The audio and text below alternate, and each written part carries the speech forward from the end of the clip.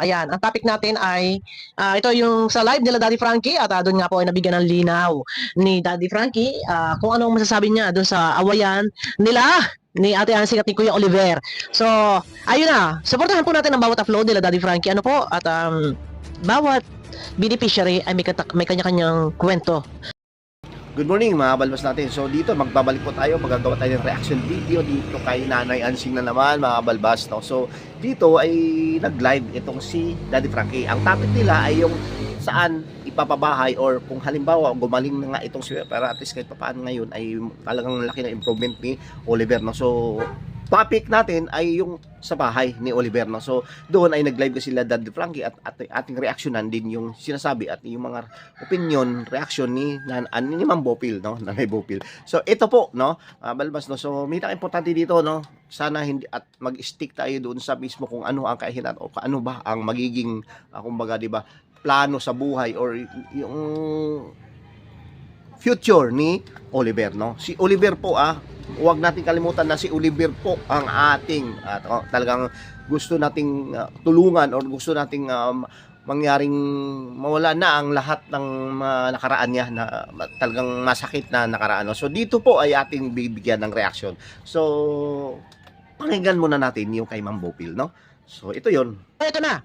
Sabi nga ni Daddy Frankie, doon sa pagtatalo, sa pagkakaroon ng sagutan ni Ate Ansing at saka ni Kuya JJ ay hindi naman sa kanila galit si Ate Ansing kundi kay Kuya JJ. Pero ganun pa man ay medyo parang may ugali si Ate Ansing na kahit may ibang tao ay ganun yung inaasal na pwede namang silang manahimik muna, kaya lang talagang literal na iyon talaga yung ugali ni Ate Ansing. So eto na ang isa sa kadahilanan ni Ate Ansing na kaya gusto niya doon pabahayan sa tabi niya ay di umano. Order food you love with Foodpanda. Download the app and order now. Ay di umano, wala daw po kasing kuryente doon sa kulungan ni Kuya Oliver kung doon pababahayan. Ay napaka-basic niya natin, Ansing, natural. Kasi mga balbas, si Nanay Ansing nag-suggest na naman, no? Nag-suggest siya na kung sakali pagka nandyan na si Oliver at gumaling na at nauwi na sa kanila, ay doon na mismo idikit sa bahay niya, no? So yun wala namang masama doon kasi siya ay nagbibigay ng opinion. Pero, no, kung ating pansinin sa mga viewers, kayo, nagkukomento kayo dyan doon sa mismo kung saan man ang topic ay yung sa pabahay nga ni Oliver, kung saan banda or dikit nga ba doon sa bahay ni Nanay Ansing, ay talagang negative, no? Nakalagay doon ay baka, no? Maraming mga spekulasyon kung sakali at maraming mga naghihinala at hindi lang, no? Kabado di 50, no? So alam natin kung sino, ano nga ba ang pakay nitong si Nanay Ansing. Meron nga ba siyang hidden agenda or meron ba si advanced thinker siya mga balbas, meron siyang iniisip na kung ito man ay alam naman niya mga balbas na si Oliver ay kung halimbawa marami kasi sumusuporta kay Oliver talaga mga balbas dahil doon sa nangyari, no, sa mga nakaraan 20 years ago na pinababayaan lang nila, no. So lahat naman sila dito, no. Ito kasi sa diskusyon ay nakasama dito si Kuya JJ, no. So Kuya JJ ay ayaw niya talaga na doon, no, sa malapit sa kanila kasi nga or doon mismo, no, sa dati niyang tinitirhan or sa kulungan na yon, no, sinasabi. Ang kay Nanay Ansing naman, no, iba yung reaction, iba yung pananaw ni Kuya JJ. Hindi siya katulad ni Nanay Ansing na ang kanina ni Nanay Ansing ay puro kung mga pakabig. Sinasabi ni Nanay Ansing, wala daw kuryente doon. Siyempre, kailangan. Para sa akin, may punto naman si Kuya Oliver. Hindi, si Kuya JJ. May punto naman si Kuya JJ. Ayun. Sinasabi ni Nanay Ansing, wala daw kuryente doon. Siyempre, kailangan pakabitan, di ba? Tama. Tama po. Kailangan pakabitan. Kung yun yung pinukunto, kung yun yung dinadahilan ng Ate Ansing na wala kuryente doon, dapat nung nakatira si Kuya Oliver doon, naisip mo yun. Ate Ansing, yun ba nung panahon iyon? Na sa dalawang dekada, dalawang dekada, 20 years, hindi mo naisip yun. Ngayon mo na lang naisip talaga. Kasi nga, si Kuya Oliver, amoy dollar na. Mukhang dollar na. Totoo, yan, mabango na, malinis na, magaling na. Hindi na rin pati alagain. Kasi bago yan pakawalan ni Daddy Frankie, magaling na. Kung kuryente at kuryente din lang naman, bakit nga ba? Hindi lagyan. Kung yun yung kanya pinoproblema na hindi raw pwede doon kasi walang kuryente, dapat noon pa naisip na ito ni Ate Ansing. Hindi yung kung kailan ngayon, sasabihin mo hindi pwede doon, walang kuryente. Kung gugustuhin nyo talaga, lagyan ng kuryente, dapat noon pa. Yun lang pala, walang kuryente. Bakit nga? Tumagal ng 20 years, hindi nyo nilagyan ng kuryente. O, di ba? O. Eh, ngayon, magaling na dyan sa'yo. Para kuno may bigay daw ang pangangailangan. Ano pangangailangan? Baka ikaw pang mabigyan ni Kuya Oliver. Ayan na naman tayo. Pero yun naman talaga. Kung kuryente lang din, bakit hindi lagyan? Di lagyan. O, di ba? O. Kasi alangan namang habang buhay na idikit doon, Yes. tapos nakakonect siya Hindi na. ng kuryente, later on, magiging problema. Tama. Kung doon nakatira, tapos makikikabit pa si Kuya Oliver, baka maging problema. So, palalagyan ng sariling kontador. Ate Ansing, ganun lang ka-basic yun, ganun lang kasimple yun.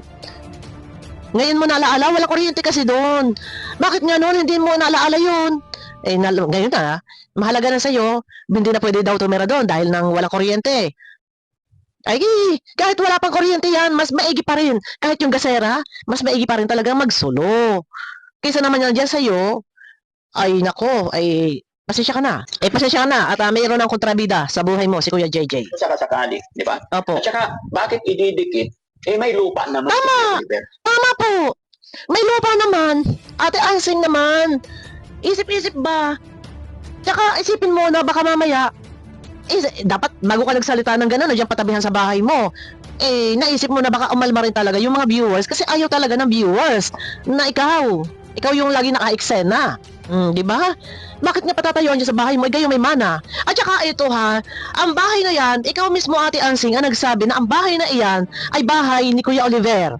So, hindi ba kaya na ikaw ang dapat umalis sa bahay na yan dahil iyan ay bahay ni Kuya Oliver?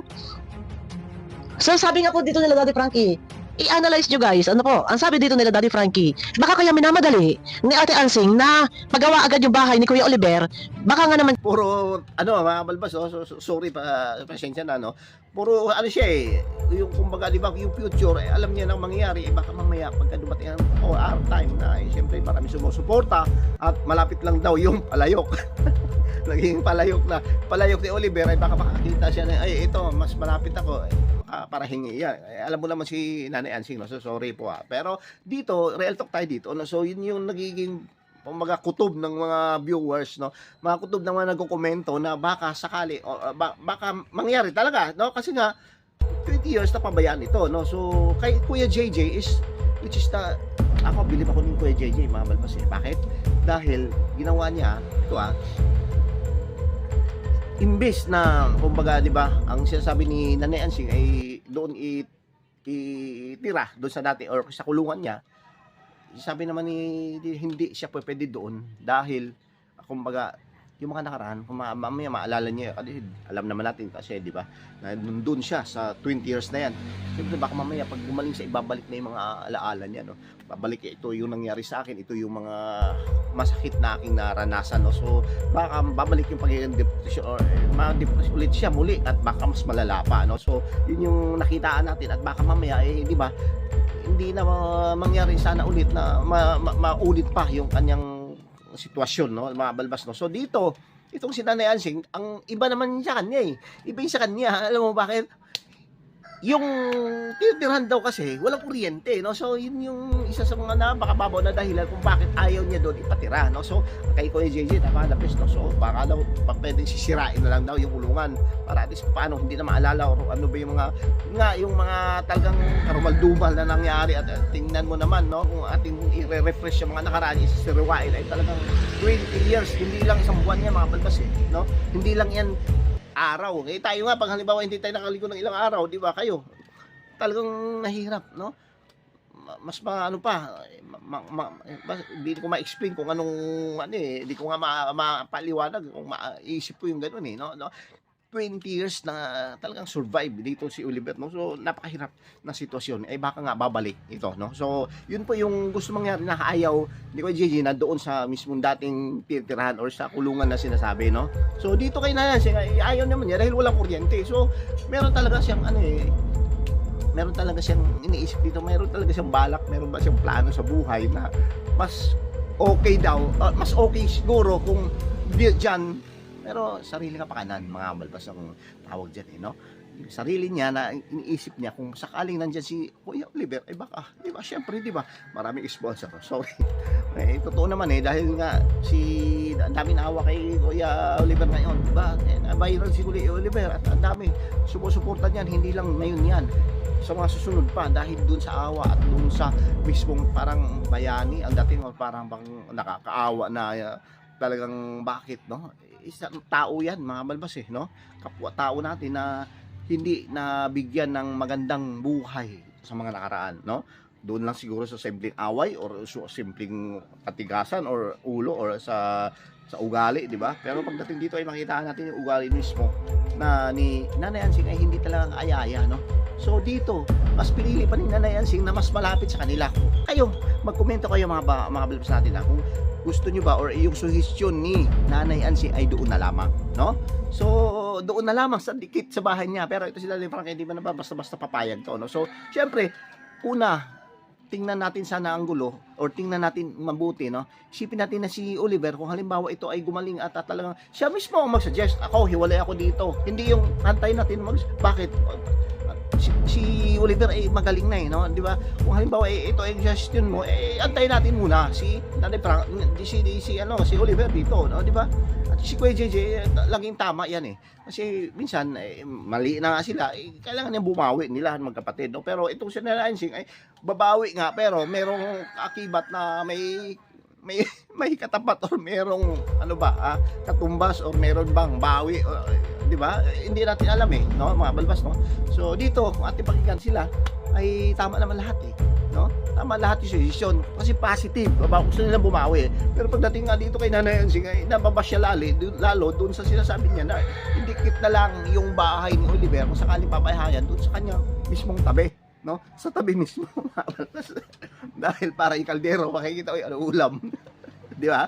Joke lang yung mga balbas. So, yun po no, nang nakita ng mga or napanood natin doon sa live or mga lahat ng suggestion kung ano man ang gusto mangyari. No? So, kayo mismo, importante mag-komento, mahalaga mga balbas na mag-komento kayo kung ano ba ang inyong mai-suggest at paano ay malalaman ni Daddy Frankie at di ba doon mismo. At sana no, mga balbas ay magkaroon na ng maayos o maliwanag no, kung hindi mag-away-away no, mga balbas no, kaya baka mamaya kung halimbawa darating natin ibaba ka sa camera lang sasabihin ni Nanay Ansing tutulungan pagdating ng walang camera di ba mahirap yun, di ba pabalbas. Alam naman tayo ugali ni Nanay Ansing na ganito pala siya sa mga nakaraan at talagang di ba hindi man lang pamaing siya yung pinaka sa babae di ba kapatid, pero hindi man lang niya mahugasan, hindi man lang mapaligon, hindi man lang mamalinisan yung bahay no at yung pinagtirahan natin ni Oliver no? So ngayon ay hindi pa talaga check at hindi pa talaga sasabihin natin na ito ay papayagan ni Daddy Frankie mga balbas. No? So yun lang po at is mapagpalaran po muna sa lahat at reaction opinion lang naman ito mga balbas. Walang problema. No? So support natin Daddy Frankie channel at sa lahat ng mga charity vlogger. Thank you, God bless at pabuhay pa tayong lahat. Bye-bye!